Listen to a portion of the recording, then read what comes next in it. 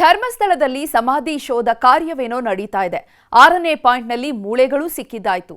ತನಿಖೆ ತಂಡಕ್ಕೆ ಅಸಲಿ ಸವಾಲು ಶುರುವಾಗಿದೆ. ಈಗ ಪತ್ತೆಯಾಗಿರುವಂತಹ ಮೂಳೆ ಹಾಗೂ ತಲೆಬುರುಡಿಯ ಚೂರು ಹಲವು ವರ್ಷಗಳಿಂದ ಮಣ್ಣಿನಲ್ಲಿ ಕೊಳೆತಿದ್ದು ಇದನ್ನು ಹೇಗೆ ವಿಶ್ಲೇಷಣೆ ಮಾಡ್ತಾರೆ ಅನ್ನೋದು ಕುತೂಹಲ ಸೃಷ್ಟಿಸಿದೆ. ಬನ್ನಿ, ವೈಜ್ಞಾನಿಕವಾಗಿ ಹೇಗೆಲ್ಲ ವಿಶ್ಲೇಷಣೆಯನ್ನ ಮಾಡಲಾಗುತ್ತೆ ನೋಡೋಣ.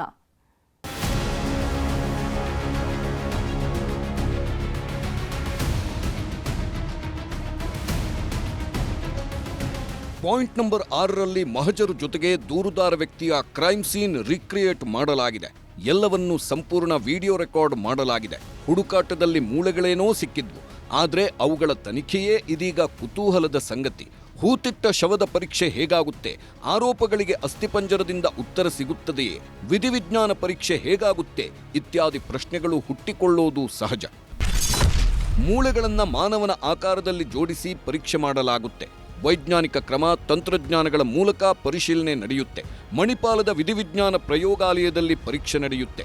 ಸಿಕ್ಕಿರುವ ಅಸ್ಥಿ ಗಂಡಿನದ್ದೋ ಹೆಣ್ಣಿನದ್ದೋ ಎಂಬ ಬಗ್ಗೆ ಸ್ಥಳದಲ್ಲೇ ತಜ್ಞರಿಂದ ದೃಢಪಡಿಸುತ್ತಾರೆ. ಗಂಡು ಅಥವಾ ಹೆಣ್ಣಿನದ್ದೇ ಆದರೆ ವಯಸ್ಸಿನ ಬಗ್ಗೆ ಪ್ರಯೋಗಾಲಯದಿಂದ ದೃಢವಾಗುತ್ತೆ. ಕಳೇಬರ ಎಷ್ಟು ವರ್ಷದ ವ್ಯಕ್ತಿಯದ್ದು, ಸತ್ತಿರುವ ವ್ಯಕ್ತಿಗೆ ಎಷ್ಟು ವರ್ಷ ಎಂಬುದರ ಪರೀಕ್ಷೆ ನಡೆಯಲಿದೆ. ಸರ್, ಅದು ಬಾಡಿ ಹೆಂಗೆ ಬರಿ ಮಾಡಿದಾರೆ ಅದೆಲ್ಲ ಡಿಪೆಂಡ್ ಆಗುತ್ತೆ ಸರ್.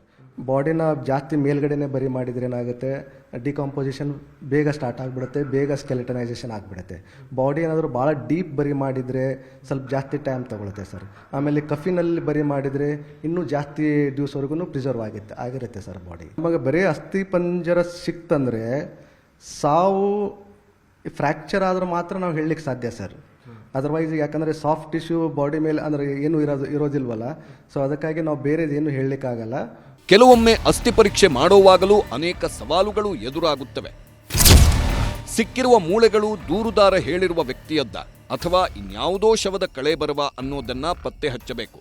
ಅದು ಸ್ವಾಭಾವಿಕ ಸಾವೋ, ಕೊಲೆಯೋ ಅಥವಾ ಆತ್ಮಹತ್ಯೆಯೋ ಎಂಬ ಬಗ್ಗೆ ಪರಿಶೀಲನೆಯನ್ನೂ ಮಾಡಬೇಕಾಗುತ್ತದೆ.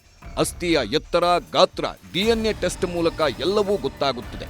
ಒಂದು ವೇಳೆ ಮೂಳೆಗಳ ಮೇಲೆ ಗಾಯಗಳಾಗಿದ್ರೆ ಹೊಡೆದಿರುವ ಆಯುಧ, ಹೊಡೆದಿರುವ ಮಾದರಿ ಬಗ್ಗೆಯೂ ಪರಿಶೀಲನೆ ಮಾಡಲಾಗುತ್ತೆ. ಅಸ್ಥಿಗಳು ಎಷ್ಟೇ ಸಿಕ್ಕರೂ ಕೂಡ ತಲೆಬುರುಡೆ ಸಿಕ್ಕಾಗ ಮಾತ್ರ ಪತ್ತೆ ಹಚ್ಚುವುದು ಸುಲಭವಾಗುತ್ತೆ. ಈಗ ಊತಿರನು ಏನ್ ಹೇಳ್ತಿದ್ದಾನೆ, ಇಲ್ಲಿ ಈ ಜಾಗದಲ್ಲಿ ಊತಿದ್ದೀನಿ ಅಂತ ಹೇಳ್ತಿದ್ದಾನೆ. ಆಮೇಲೆ 15-20 ವರ್ಷದಿಂದ ನಡೆದಿರ್ತಕ್ಕಂಥದ್ದು ಜ್ಞಾಪಕ ಶಕ್ತಿನೂ ಅವನಿಗಿದೆ. ಬಟ್ ಅವನಿಗೆ ಇದು ಜ್ಞಾಪಕ ಇರ್ಬೋದಲ್ಲ, ಬಾಡಿ ಕೊಟ್ಟಿದ್ ಯಾರು ಅಂತ. ಎಲ್ಲಾ ಬಾಡಿಗಳು ಒಬ್ಬರೇ ಕೊಟ್ರ ಅಂತ ಅವರು ಈಗ ಕೊಟ್ಟಿರೋರ್ ಹೆಸರು ಹೇಳದ್ಮೇಲೆ ಅವರ ವಿಚಾರಣೆ ಮಾಡಿದಾಗ ಯಾರ ಬಾಡಿ ಕೊಟ್ಟರು ಅಂತ ಹೇಳಲಿಕ್ಕೆ ಅವ್ರಿಗೆ ಇವ್ರಕ್ಕಿಂತ ಜಾಸ್ತಿ ಗೊತ್ತಿರುತ್ತೆ. ಒಂದು ಕಡೆ ವೈಜ್ಞಾನಿಕ ಸವಾಲುಗಳು, ಮತ್ತೊಂದು ಕಡೆ ಕಾನೂನು ರೀತಿಯ ತನಿಖೆಗಳು. ಹೀಗೆ SIT ಮುಂದೆ ಸಾಲು ಸಾಲು ಸವಾಲುಗಳಿವೆ. ಮೂಳೆಗಳನ್ನು ಸಂಗ್ರಹಿಸುವಾಗ ಹಾನಿಯಾದರೆ ತನಿಖೆಗೆ ತೊಂದರೆಯಾಗುವ ಸಾಧ್ಯತೆಗಳಿರುತ್ತೆ. ದೂರುದಾರ ಹೇಳಿರುವ 13 ಪಾಯಿಂಟ್ ಬಿಟ್ಟು ಇನ್ನಷ್ಟು ಪಾಯಿಂಟ್ಗಳನ್ನು ಗುರುತಿಸಿ ಅಗೆಯಬೇಕಾಗುತ್ತೆ.